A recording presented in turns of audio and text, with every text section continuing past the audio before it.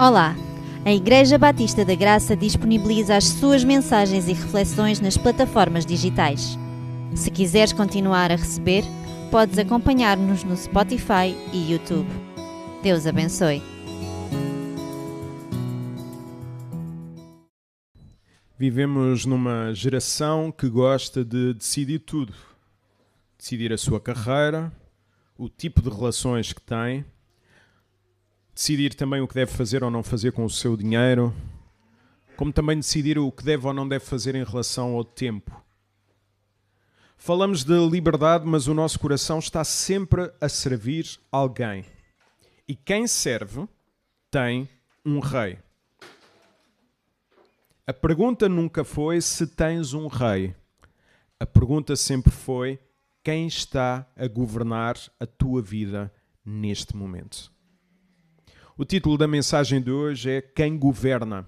E vamos abrir as nossas Bíblias em Juízes capítulo 3, versículo 7 até o versículo 11. Juízes capítulo 3, versículo 7 até o versículo 11, com o título da mensagem Quem Governa. Juízes capítulo 3, versículo 7 até o versículo 11, e diz assim a palavra do Senhor. E os filhos de Israel fizeram o que era mau aos olhos do Senhor. E esqueceram-se do Senhor, o seu Deus, e serviram aos Balaíns e a Astarote. Então a ira do Senhor se acendeu contra Israel, e ele os vendeu na mão de Cusã-Risataim, rei da Mesopotâmia. E os filhos de Israel serviram a Cusã-Risataim 8 anos. E os filhos de Israel clamaram ao Senhor, e o Senhor levantou aos filhos de Israel um libertador que os libertou, Otniel, filho de Kenaz, irmão de Caleb, mais novo do que ele. Versículo 10. E veio sobre ele o Espírito do Senhor e julgou a Israel, e saiu à luta. E o Senhor entregou a sua mão a Cusã-Risataim, rei da Síria, e a sua mão prevaleceu contra Cusã-Risataim. Então a terra sossegou 40 anos, e Otniel, filho de Kenaz, faleceu. Vamos orar. Senhor Deus, nós queremos pedir que tu fales através da tua palavra. Esta é a nossa oração. No nome de Jesus nós oramos. Amém. O livro de Juízes começa com o funeral, o de Josué. Morreu também a geração que testemunhou Deus a agir. Aqueles que viram o Jordão a abrir-se.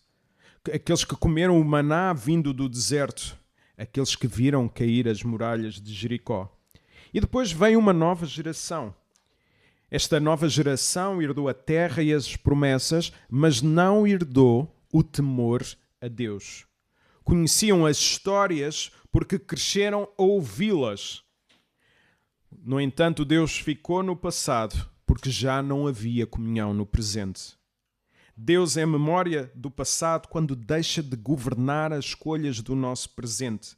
Foi isso que aconteceu em Israel. Deus só estava no passado porque já não era Deus a governar as escolhas do presente. Durante cerca de 200 anos, o povo viveu num ciclo de instabilidade. Tinham tradição, tinham identidade como povo judaico, mas o coração já não era governado por Deus. Viviam de forma religiosa, sem viver em obediência. Mesmo com falhas repetidas vez após vez do seu povo, Deus manteve-se sempre fiel. Chamou, conduziu, sustentou e estabeleceu a aliança. E a aliança era muito clara. Deus governa, o povo confia. Era um compromisso de um Deus fiel com um povo chamado a responder em fé. Pouco a pouco, então, o povo, em vez de obedecer ao Senhor, começou a ajustar a sua obediência. Fez alianças que aos seus olhos pareciam sensatas e começou a ajustar a sua vida de fé àquilo que lhes dava mais jeito. Já não era sobre o que Deus queria. Continuava a falar de Deus, mas começou a viver segundo os valores pagãos à sua volta. Este desvio foi lento, foi progressivo.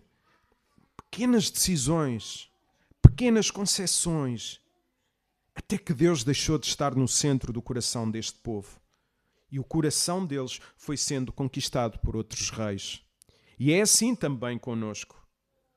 Às vezes até numa relação, quando começamos a aceitar o que antes nós sabíamos que desonrava a Deus, e nós começamos a aceitar isso. Como também num negócio, quando ajustamos a verdade para não perder uma oportunidade para faturar. Sim, às vezes acontecia quando eu trabalhava no mercado dos seguros, os meus colegas dizerem: é impossível tu conseguires ter resultados a não ser que tu mintas e não digas tudo para conseguires vender. E digo-vos uma coisa, isso é mentira. Isso traz ganhos rápidos, mas não traz ganhos longos, porque quando vimos alguém de confiança, nós entregamos tudo a ela. Às vezes também num hábito secreto, quando alimentamos um pecado escondido e fingimos que está tudo controlado. Quando às vezes nós estamos no computador, fingimos que está tudo controlado, mas meia volta, nós caímos. Ninguém abandona Deus de um dia para o outro. Acontece pouco a pouco. E o livro de Juízes, no capítulo 21, versículo 25, resume bem esta época. Naqueles dias não havia rei em Israel. Porquê? Porque cada um fazia o que era reto aos seus olhos. E quando não há rei, cada um assume o controle da sua própria vida.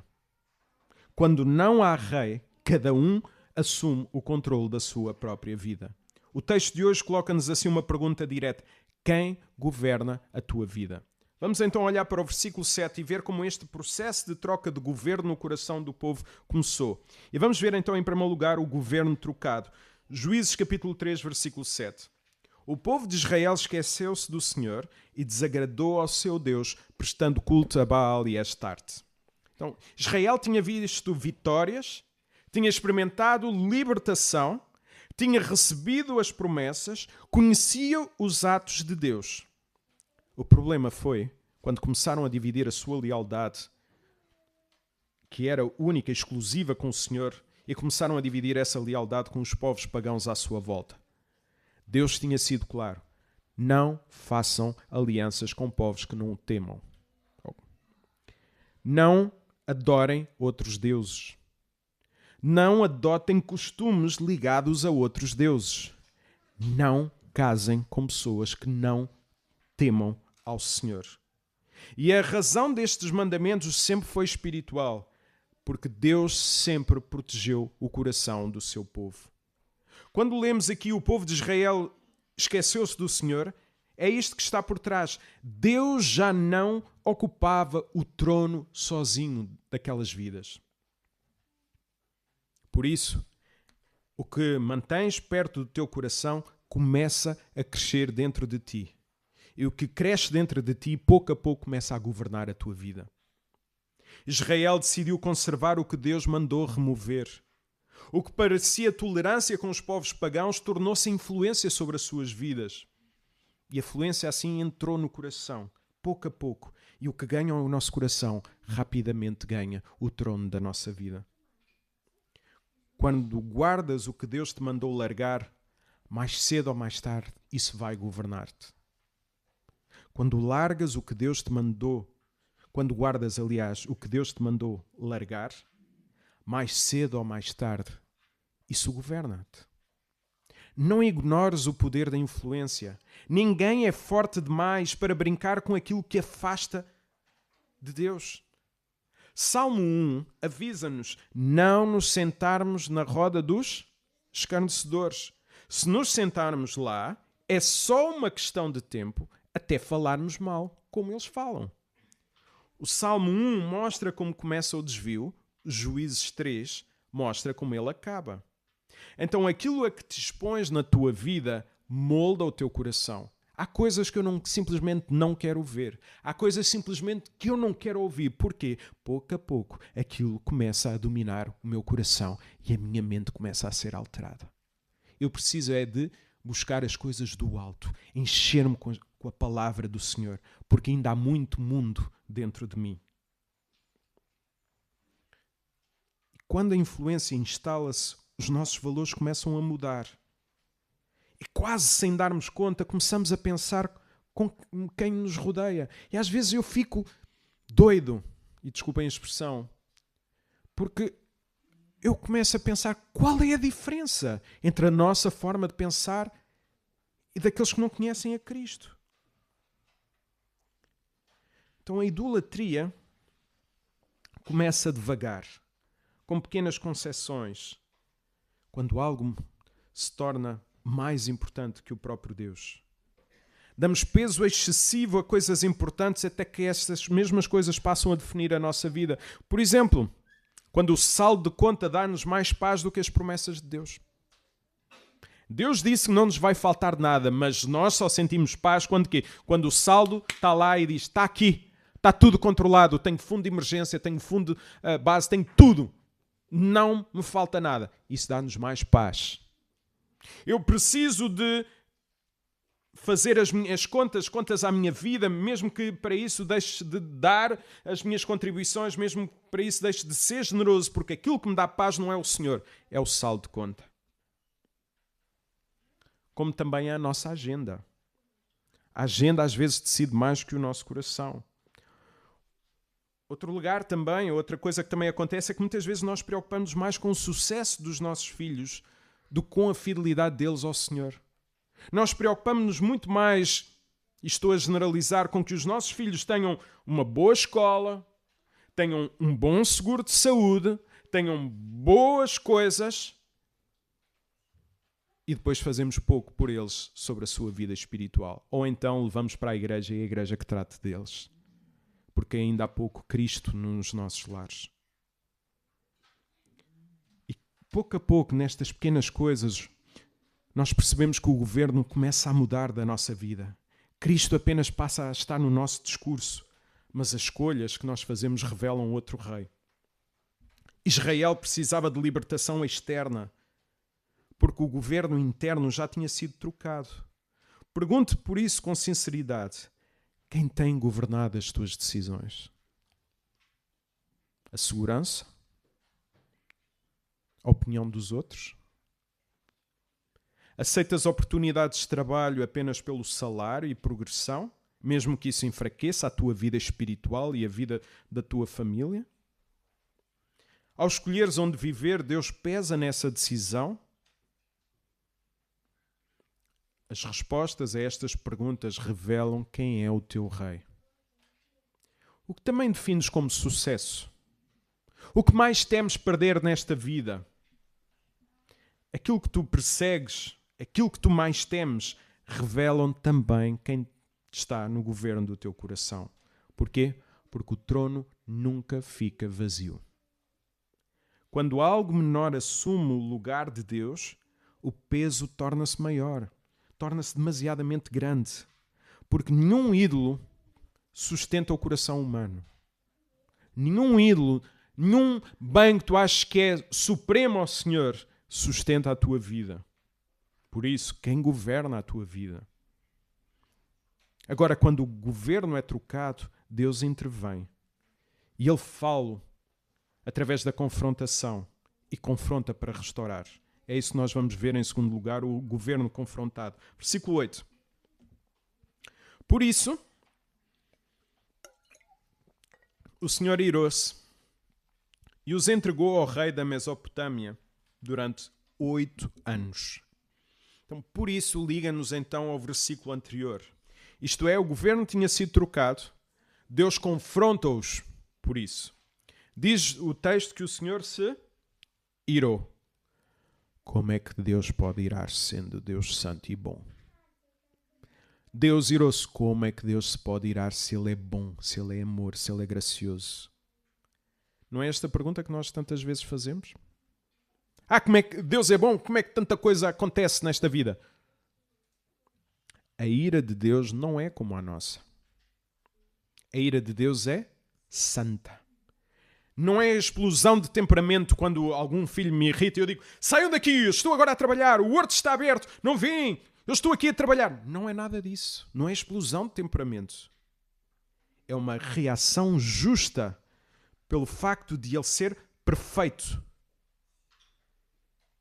e que não permite que nada destrua o seu povo. Ele leva a lealdade a sério do seu povo, porque o trono pertence a Deus. Se o trono é dele, o que é que acontece quando nós tentamos ocupá-lo? Foi isso que Israel fez, deu o coração aos ídolos e afastou Deus do centro. Mas Deus Deus permaneceu sempre no trono do universo.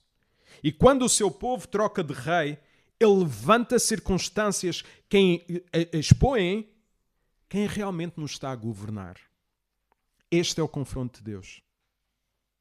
Deus também nos confronta em amor, permitindo que nós sintamos o peso das nossas escolhas para nos chamar de volta a Ele. Querem ver alguns exemplos como Deus nos confronta? Em primeiro lugar, quando colocas a identidade na aprovação dos outros, Deus pode permitir críticas à tua vida para expor realmente quem está no teu coração. Quando a nossa vida abana porque somos alvo de críticas, Deus está a expor a nossa vida para percebermos que, afinal, quem tem governado a nossa vida não tem sido Deus, mas tem sido o ídolo da aprovação. E isto não é crueldade. Deus permitir que hajam críticas injustas. Isto é o amor de Deus que nos confronta. Para nós percebermos que, independentemente daquilo que dizem de nós, o mais importante é aquilo que Deus diz acerca de nós. Em segundo lugar, quando nós tentamos controlar tudo alinhado, tudo alinhavado, tudo, e Deus permite situações que fogem das nossas mãos, em que a nossa vida dá uma volta do avesso. E aí nós percebemos, eu não sou Deus. É Deus a confrontar-nos. Não tens poder para controlar tudo na tua vida. Em terceiro lugar, quando queremos parecer fortes, quando queremos parecer autossuficientes, Deus permite situações na nossa vida em que nós já não conseguimos disfarçar a fraqueza. Há coisas que acontecem mesmo para abanar por completo, para nós percebermos que afinal nós somos fracos. A vulnerabilidade revela quem realmente nos sustenta. É na fraqueza que se vê quem é o nosso apoio. Não é em vão que Paulo diz o que diz, que a graça de Deus se revela na nossa fraqueza. Estes exemplos de disciplina de Deus para connosco não são sinal da sua rejeição. Quando Deus vira a tua vida ao contrário, não é sinal da sua rejeição, é sinal do seu amor redentor para contigo. É sinal de redenção. Deus deixa-nos provar o peso do trono que nós insistimos a ocupar.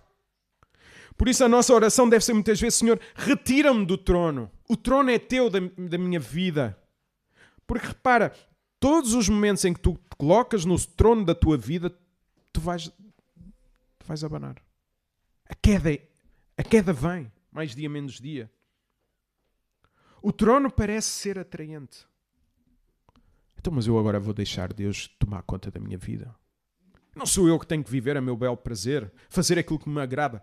O trono parece atraente, porque dá a sensação de que nós conseguimos controlar todas as coisas. Só que é pesado. É pesado demais para um coração humano. Quando assumes o governo da tua vida, a ansiedade cresce. Quando tudo gira à nossa volta, o medo aumenta. Por isso, a disciplina de Deus confronta para restaurar.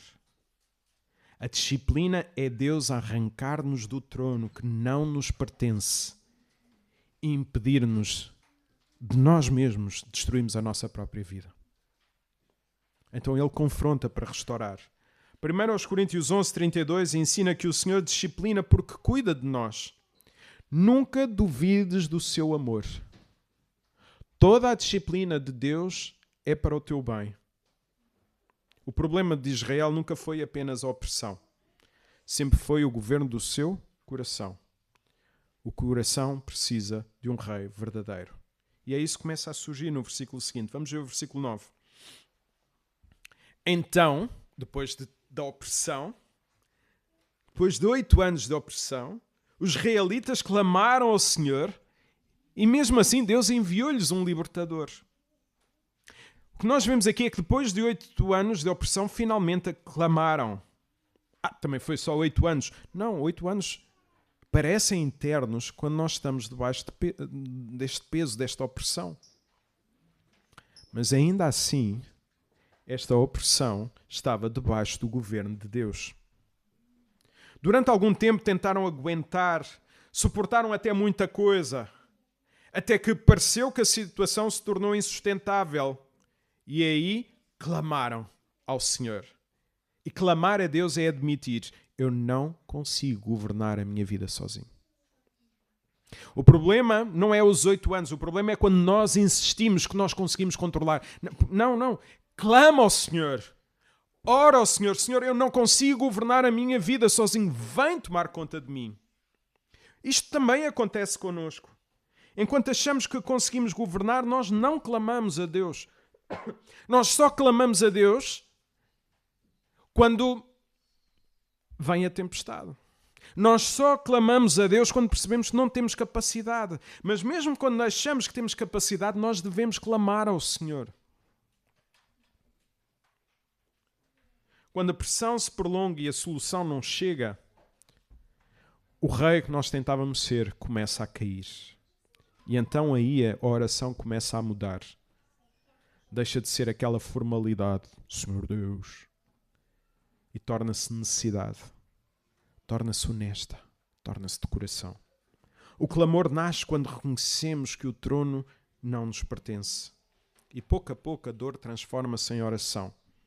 O texto diz, reparem novamente, que Deus enviou-lhes um libertador. Isto mostra-nos algo importante. Quando o povo clama, Deus responde. Podes ter feito o maior disparate na tua vida. Quando tu clamas, Deus responde. Não porque o povo merecesse, não porque tu mereces, mas porque Deus é fiel. O problema do povo não era apenas a opressão, era o coração. Não precisavam apenas que o inimigo desaparecesse. Precisavam de voltar a ter Deus no governo das suas vidas. E para isso precisavam de alguém que os conduzisse de novo para Deus. E é aqui que Deus age através de um libertador concreto. Como é que se chamava este libertador? Não estou a ouvir. Um nome fácil, não é? Um nome bonito. Há pessoas que tentam pôr Alfredo, mas Otiniel seria bem mais bonito. Não é? Deus age através de um libertador concreto, Otiniel. Também connosco é assim. Por isso nós precisamos de um libertador maior, que não apenas muda as circunstâncias da nossa vida, mas que transforma o nosso coração. Muitas vezes pedimos que Deus resolva a situação enquanto Ele quer trabalhar o nosso coração. Nós só queremos Deus, muitas vezes, para mudar circunstâncias difíceis, quando Deus quer mudar o nosso coração.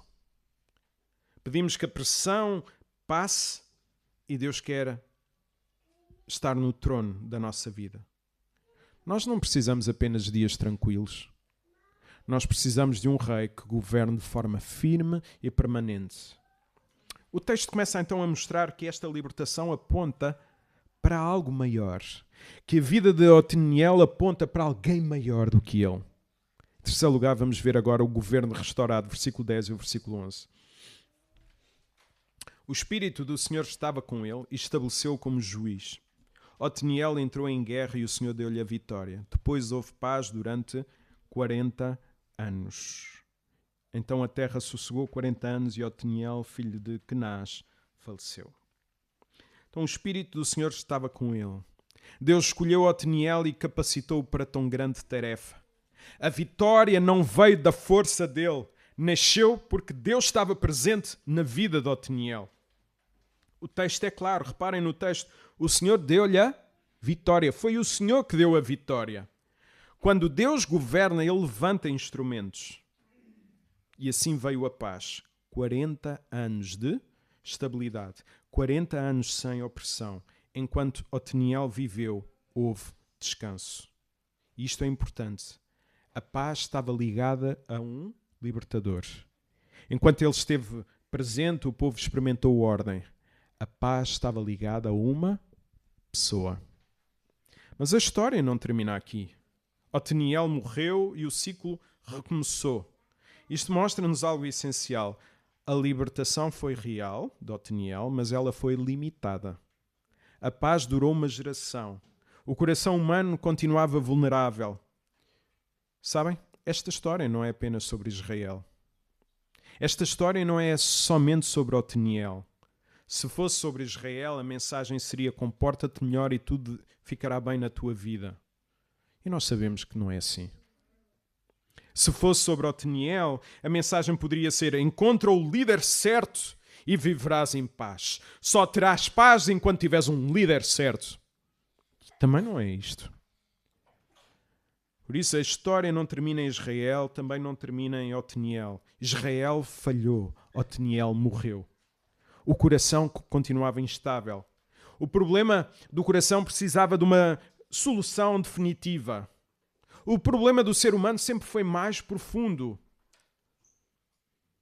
E por ser mais profundo, séculos depois, Deus enviou um libertador maior do que Otiniel. E esse libertador tem um nome, acima de todo o nome. Quem é esse nome? Quem é esse nome?